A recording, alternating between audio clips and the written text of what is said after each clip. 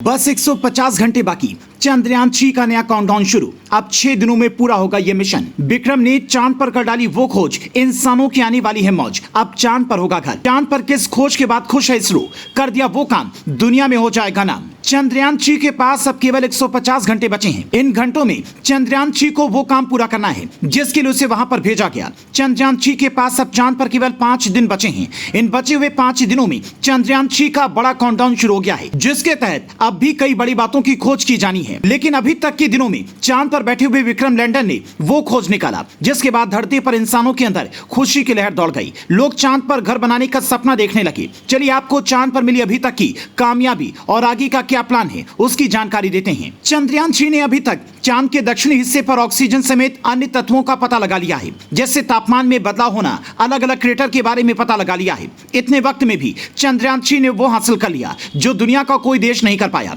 Vikram lander में लगा chest चांद पर ड्रिल कर रहा है। इसी की वजह से यह पता लग पाया कि चांद पर तापमान में कितना अंतर है। खोज के मुताबिक चांद की सतह के 8 सेंटीमीटर नीचे तापमान -10 डिग्री जा रहा है, जबकि सतह के ऊपर तापमान 60 डिग्री तक पहुंच रहा है। इसके अलावा विक्रम लैंडर के लिप से पेलोड ने यह खोजा है कि चांद की सतह पर ऑक्सीजन समेत कुल 8 तत्व हैं।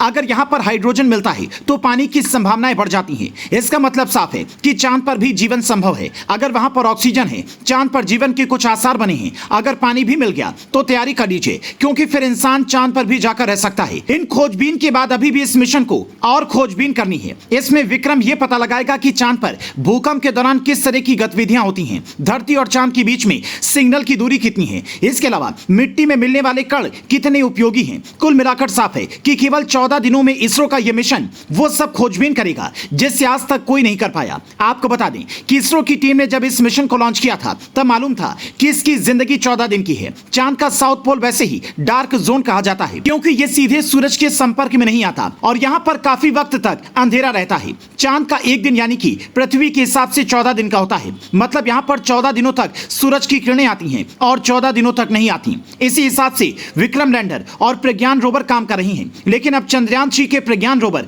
और विक्रम लैंडर के 14 दिनों का कार्यकाल खत्म होने वाला है। यानी अब इन दोनों के पास सिर्फ 6 दिन बचे हैं, मतलब लगभग 150 घंटे। क्योंकि जैसे ही चांद पर सूर्य डूबेगा दोनों काम करना बंद कर देंगे। इन कुछ घंटों में चंद्रयान-3 कई बड़े कमाल कर सकता है, जिस पर पूरी दुनिया की नजर है और हर कोई इस बात की उम्मीद करता है कि इसरो का यह मिशन चांद पर बड़ी कामयाबी हासिल करके लौटेगा।